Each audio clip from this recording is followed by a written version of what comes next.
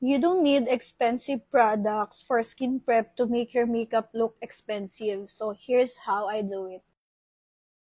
So, first, ginagamit ko muna ang The Face Wash ng ating Skin Dough. Napakaganda nito guys kasi tignan nyo naman, meron siyang built-in brush.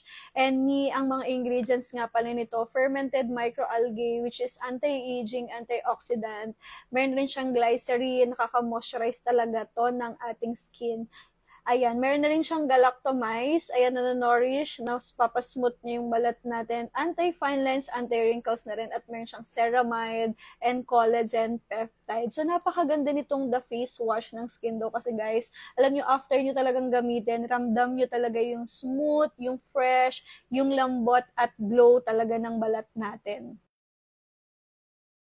After natin gumamit ng face wash, so siyempre ginagamit ko naman si The Serum ng Skin Dough. Sobrang ganda niya guys. Kasi tingnan nyo naman, meron siyang 5% niacinamide, hyaluronic acid, snail mucin. Usually si snail mucin guys, nakikita lang po yan sa mga premium ingredients ng mga skincare. Pero dito kay ating The Serum ng Skin Dough, meron tayo. And then meron siyang alpha-arbutin. So anti-aging, good for pimples, mga pecas, melasma, at pwedeng-pwede rin nga pala to sa mga pregnant, sensitive skin, or lactating mom.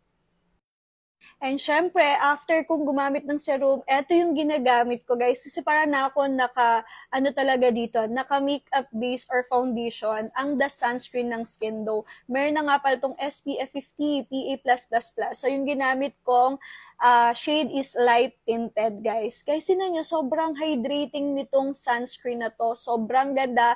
Hindi siya nag-iiwan ng white cast.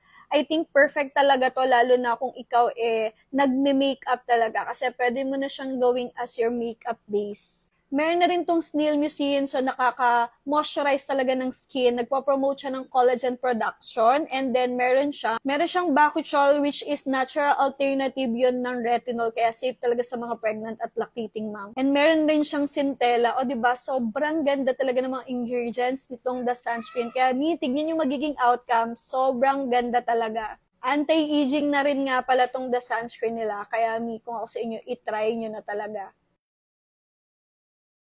At syempre, hindi mawawala ang The Body Lotion ng Skin Dough. Gusto ko itong ginagamit, guys, kasi hindi siya malagkit at ang bango niya. Ayan, so nakaka-brighten na rin to. At the same time, sun protected talaga yung balat mo kasi with SPF 15 na siya. So, morning and evening ko nga pala ito ginagamit. Napakaganda talaga ng body lotion ng Skin Dough.